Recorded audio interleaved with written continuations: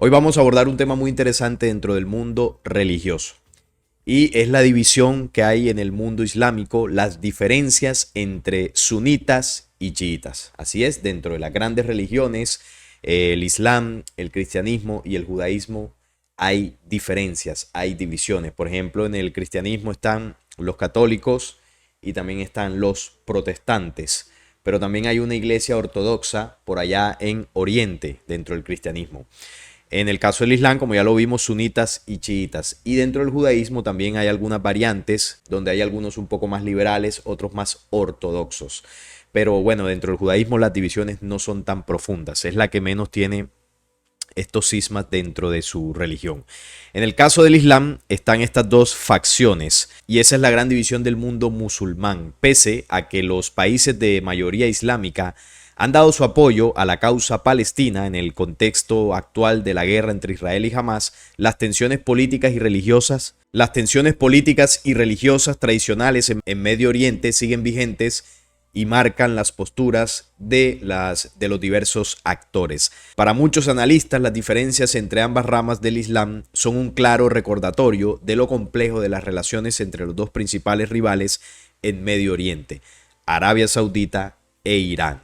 Ambos países están enfrascados en una feroz lucha por el dominio regional y esta disputa de décadas se ve agravada por la división religiosa. Cada uno de ellos sigue una de las dos ramas. Irán es en gran medida musulmán chiita, mientras que Arabia Saudita se ve a sí misma como la principal potencia musulmana sunita.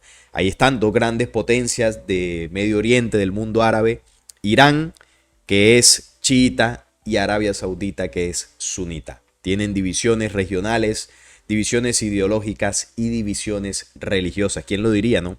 Pertenecen a una misma religión, pero dentro de ella están divididos en muchos conceptos, en muchos rituales, en muchas cosas no se logran poner de acuerdo. O sea que el tema de la división en el mundo religioso es mucho más grave de lo que uno pensaría, porque no solamente hay más de 4000 religiones en todo el mundo en las que se encuentra dividida la humanidad en su creencia y su espiritualidad, en una falsa espiritualidad, por supuesto, que es la que se vende, ¿no? Y la que se ofrece en todo este mercado religioso. Pero además, dentro de cada una de estas religiones, bueno, no todas, pero sí hay muchas religiones que dentro de ellas hay diferencias, hay divisiones. O sea que es más enredado el panorama para aquellos buscadores que buscan respuestas y espiritualidad en estas corrientes que nos han llenado más de mentiras que de certezas. Su enfrentamiento también se ve reflejado en el conflicto actual que se vive en la Franja de Gaza. Muchos analistas consideran que uno de los objetivos del grupo armado palestino al atacar por sorpresa el pasado 7 de octubre a Israel era descarrilar las negociaciones para una normalización de las relaciones entre ese país y Arabia Saudita. La razón, ese entendimiento permitiría una alianza entre tres de los principales adversarios de Teherán, Israel, Arabia Saudita y Estados Unidos, que ha actuado como promotor del acuerdo. O sea que dentro de todo este conflicto, según algunos analistas, el tema religioso ha influido. Y obviamente ha influido, lo hemos dicho en los diversos videos que hemos hablado de este conflicto, de que esto tiene un origen religioso. No tiene un origen político, ni económico, ni militar, sino religioso. Esto se remonta al tiempo donde las antiguas deidades elegían pueblos, enviaban supuestos profetas y de ahí nacen estas religiones, ¿no? En el caso del judaísmo nace por allá con uno de los hijos de Abraham, que es Isaac, con el que se sigue la línea del pacto por parte de Jehová. Y en el caso del Islam nace desde Ismael. De ahí desciende gran parte del pueblo árabe, del mundo árabe, y ahí es donde se establece esa religión luego en un contacto a futuro que tiene Mahoma con el supuesto arcángel Gabriel. Ahí se le revela todo un conocimiento a Mahoma, todo el Corán. Y bueno, comienza la historia de una de las religiones más poderosas a nivel mundial. Tanto así que la disputa ha estado enmarcada por muchas guerras, no solamente dentro del mismo mundo musulmán, sino con el pueblo hebreo y algunas otras naciones. En la división entre sunitas y chiitas, Hamas es un caso atípico, porque se trata de un grupo sunita que ha sido durante décadas un aliado de Irán, que le brinda apoyo financiero y militar, porque recordemos que Irán es chiita, mientras Hamas es sunita. Eso no tendría mucho sentido, pero por eso se dice que es un caso atípico. No deberían tener una relación tan cercana Hamás debería tener más una relación con Arabia Saudita y no con Irán, desde el punto de vista religioso. De hecho, desde el inicio del conflicto, los otros actores en Medio Oriente que han realizado ataques armados contra Israel y en apoyo a Hamás son el grupo libanés Hezbollah y los hutíes de Yemen, dos grupos chiitas que también son aliados de Teherán. Por contraste, el gobierno saudita ha mantenido abierta la puerta a un acuerdo con Israel y uno de los miembros de la Casa Real Saudita, el príncipe Turki Al-Faisal, ha criticado tanto a Israel como a Hamás por los daños causados a la población civil. Como lo decía, todo esto tiene un origen teológico, religioso, donde ellos anteponen sus libros sagrados, sus supuestas leyes sagradas, a la estabilidad y la paz mundial. Anteponen estos preceptos religiosos a la vida de un ser humano. Son fanáticos, muchos de ellos, fundamentalistas religiosos a muerte. Eso ha estado demostrado. Pero la división entre sunitas y chiitas se remonta al año 632 y a la muerte del profeta Mahoma, que derivó en una pugna por el derecho a liderar a los musulmanes, que en cierta forma continúa hasta el día de hoy. Es decir, ambas corrientes, desde el momento del fallecimiento de Mahoma, vienen luchando para ver cuál de las dos lidera al mundo musulmán.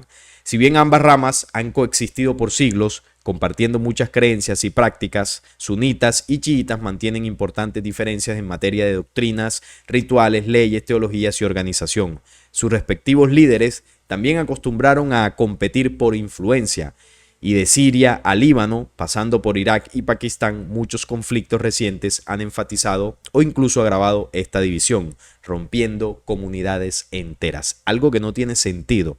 Si profesan la misma religión, las mismas costumbres, el mismo idioma, la misma deidad, ¿no deberían vivir en paz y en armonía? ¿No deberían entenderse, tratarse como hermanos, como una familia? ¿Por qué tanta división y tanta guerra? La respuesta es sencilla.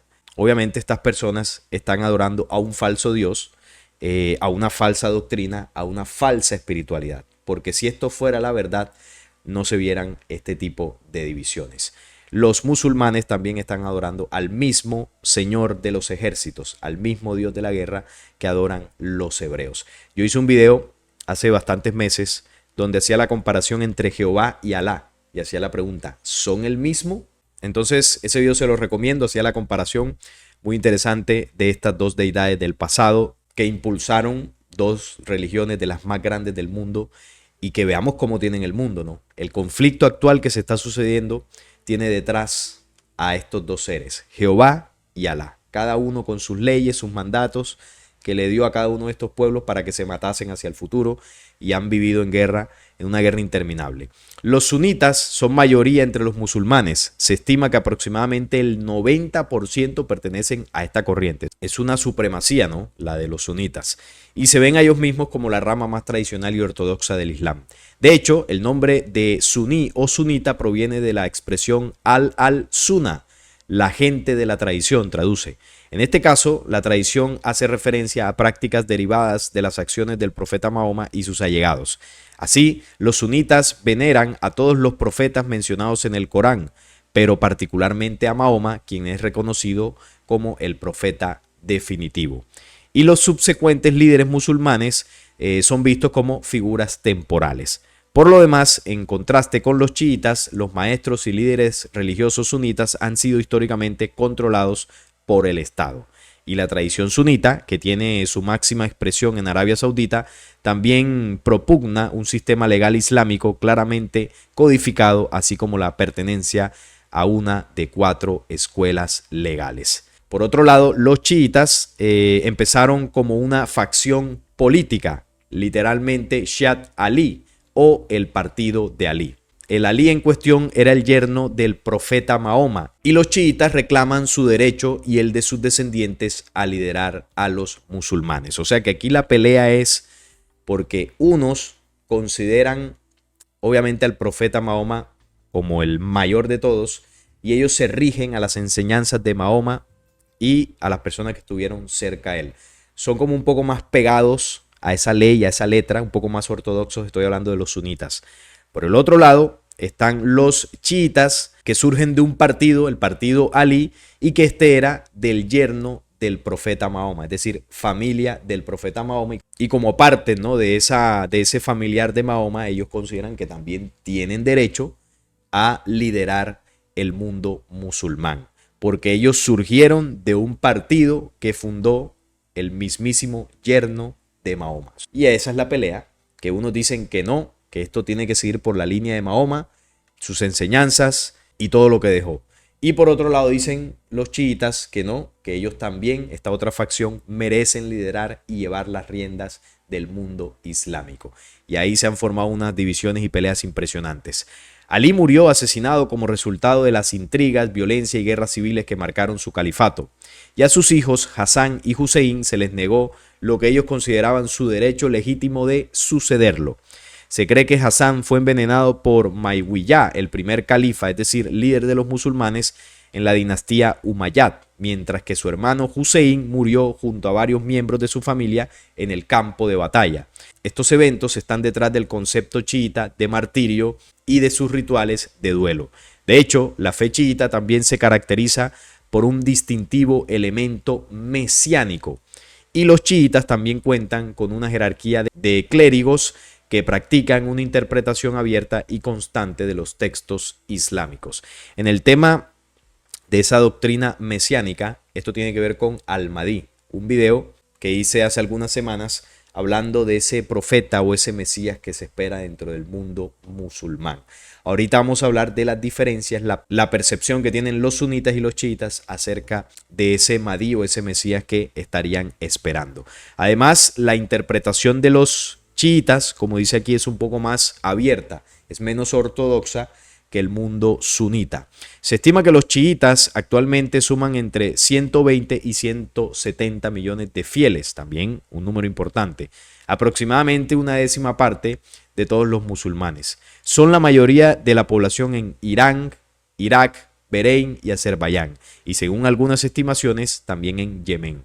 Pero también hay importantes comunidades chiitas en Afganistán, India, Kuwait, Líbano, Pakistán, Qatar, Siria, Turquía, Arabia Saudí y Emiratos Árabes Unidos. Por supuesto, esta división ha jugado un papel en los conflictos políticos en los países gobernados por sunitas. Los chiitas, por lo general, se cuentan entre los más pobres de la sociedad y se ven a sí mismos como víctimas de opresión y discriminación. Y algunos extremistas sunitas también han llegado a predicar odio hacia los chiitas. La revolución iraní de 1979, por su parte, lanzó una agenda islamista radical de vertiente chiita, que vino a retar a los gobiernos sunitas conservadores, particularmente en el Golfo Pérsico. Y la política de Teherán de apoyar a partidos y milicias chiitas más allá de sus fronteras fue compensada por los estados del Golfo con más apoyo y gobiernos y movimientos sunitas en el exterior. Por ejemplo, durante la guerra civil en el Líbano, los chiitas adquirieron protagonismo gracias a las actividades militares de Hezbollah. Y algunos extremistas sunitas como el Talibán han hecho lo propio en Pakistán y Afganistán, donde a menudo atacan los lugares de culto de los chiitas. Entonces aquí entendemos cómo han ido naciendo estos grupos terroristas, ¿no?, como llaman algunos, extremistas, Hezbollah, los talibanes, Al-Qaeda, bueno, muchos de estos grupos que hemos escuchado en los distintos medios de comunicación, donde han hecho atentados, han hecho secuestros, han generado conflictos. Todo esto parte, queridos amigos, ya lo estamos entendiendo mejor, de la diferencia interna en el mundo religioso del Islam. Como desde ambos bandos, sunitas y chiitas, se hacen algunas interpretaciones un poco más fanáticas o extremistas de algunos textos que ellos consideran sagrados del Corán y algunos otros textos. Algunos de estos extremistas consideran en el tema de la yihad o la guerra santa que todo el mundo tiene que ser musulmán. Y el que no sea musulmán es enemigo de ellos, por lo tanto tiene que ser exterminado. Así interpretan muchos de estos textos. Por eso usted ve estos grupos armados que cuando a alguien se le opone o lo ven como un peligro, intentan destruirlo. Y si es caso generar una guerra, lo van a hacer. Esa es la creencia que ellos tienen. De hecho, en el tema de Al-Mahdi, ellos lo están esperando porque Al-Mahdi liderará ese proceso para hacer que el mundo crea en el Islam o el mundo se convierta al Islam. Muchos de ellos están esperando que eso suceda. Y quienes no lo hagan, liderados por Al-Mahdi, ellos van a destruirlos, empezando por los judíos, ¿no? porque hay varias profecías que hablan, como las 70 semanas de Daniel, que dice que el pueblo de un príncipe, que estos son los árabes, liderados por Al-Mahdi, van a destruir Jerusalén y el tercer templo, y por ende van a generar una guerra impresionante entre judíos y árabes. Eso es algo que está anunciado, es un odio que ha ido creciendo entre ambos pueblos desde Isaac e Ismael, y buscarán enfrentarse al final del tiempo. Entonces, todos estos grupos radicales, si lo vemos y lo entendemos bien, parten de diferencias religiosas. La influencia de falsos dioses que enseñaron la guerra a estos pueblos desde el pasado. El dios de los ejércitos, los señores de la guerra, desde por allá la India con los conflictos entre Shiva, Brahma, Krishna, en Egipto con Ra, Osiris, el mismo Horus, en Israel con Jehová, por acá con Alá, con Baal, con Marduk, en Grecia con Zeus, en África con los Chitauri, todos estos seres que nuestros antepasados les llamaron los dioses, los señores que eran adorados en templos, y si no les adorabas te destruían. Pues lo mismo hacen muchos de estos extremistas. Entonces se entiende el legado que dejó el contacto de seres extraterrenos en distintas zonas del planeta. La guerra es uno de los legados más palpables de la presencia de esa oscura organización sobre la humanidad. Y lo triste de esto es que como humanidad lo hemos replicado. Bien, estas son muchas de las diferencias que tienen los sunitas y los chiitas. Si vemos este mapa, por ejemplo, este mapa que vemos acá, vemos como la ubicación geográfica de cada uno de estos bandos, y en amarillo son los sunitas. Recordemos que representan el 90% del mundo musulmán. Y por acá, donde está Irán, principalmente, y también Irak, está la mayor parte de los chiitas, que representan un 10% del mundo musulmán. La diferencia es tremenda entre ambas corrientes. Se ve la supremacía sunita. Y mientras ellos estén divididos, habrán conflictos, habrán grupos extremistas. Bueno, y sucederá lo que hemos visto durante toda la historia en esta zona de Oriente Medio. Una zona del planeta golpeada por los conflictos interminables del mundo religioso. Cuando hablamos de Al-Mahdi, el personaje que estarían esperando como ese Mesías que vendría a liderar su victoria, están las dos visiones. La primera es la de los suníes, que son la mayoría, el 90%, los que son más ortodoxos. Se dice que en el Islam sunita, corriente mayoritaria dentro del Islam, la doctrina del Mahdi no es importante teológicamente y permanece en cambio como una creencia popular. Los suníes creen que Al-Mahdi nacerá en los últimos tiempos, es decir, no es que ellos no crean o descarten la venida y la presencia de un líder o un Mesías, la tienen, solo que no creen tanto en esa famosa teoría de los duodecimanos, que serían los 12 príncipes o los 12 imanes, y el último sería Al-Mahdi. Ellos eso no lo tienen muy claro, no lo consideran mucho, porque dicen que realmente el personaje nacería en los últimos tiempos, es decir, no vendría de una línea de 12 imanes que han aparecido, ¿no?, durante los tiempos, sino que solo será un personaje que nacerá en un tiempo específico y punto. Por lo que, a diferencia de los chiíes, no admiten que ningún personaje histórico haya podido ser el Mahdi. Se cree, según un hadiz atribuido a Mahoma, que será un descendiente de los Al-Bayt, la familia del profeta, y que vendrá a este mundo inmediatamente antes del regreso de Jesús, para llenar el mundo de justicia y equidad, tal y como fue llenado de injusticia y opresión. Antes del Yawm al-Qiyamah, o el día del juicio final, también se indica que acabará con la pobreza.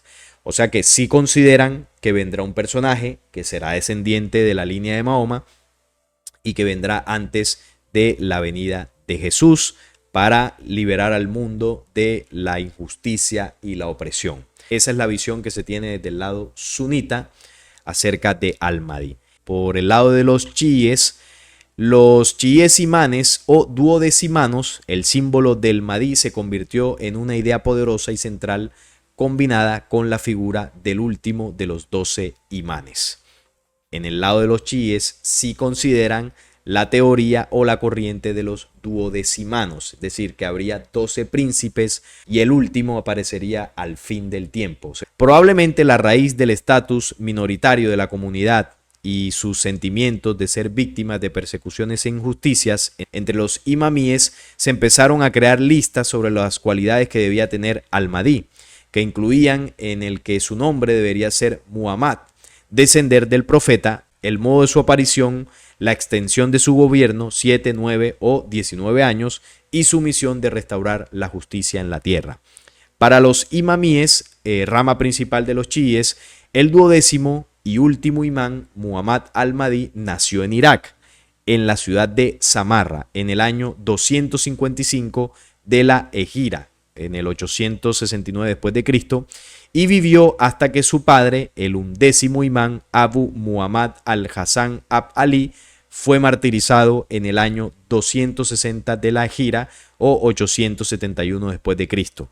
En ese momento, siendo un niño, las pocas personas que lo pudieron conocer alegaron que había desaparecido o se había ocultado. Según los imamíes, vive desde entonces oculto y en un futuro de debatido pronóstico dentro de ellos mismos volverá al mundo como redentor. O sea que la mayoría de ellos creen que este personaje ya nació, que sería el hijo del 11º imán y que se escondió luego de la martirización de su padre, y esto fue, bueno, ya hace bastantes siglos, y que volvería a aparecer para traer la justicia en un tiempo futuro, que no saben muy bien cuándo sería. Sus seudónimos más conocidos son Imán al-Zar o el imán del periodo, Saib al-Samán o el señor de la época, y el más famoso al-Mahdi y Abu Qasem, que era una de las formas en la que llamaban al profeta Mahoma. Estas son las dos visiones, las diferencias entre suníes y chiíes en el tema de su Mesías. Repito, los suníes consideran que es un personaje que va a aparecer, pero que nacerá al fin del tiempo, antes de la llegada de Jesús, y su misión será traer justicia y equidad, primero para el mundo musulmán y luego para el mundo. Es una visión más reducida, menos fantástica, ¿no? Podríamos llamarlo así, menos mesiánica, pero no la descartan. Sí consideran y están esperando un personaje.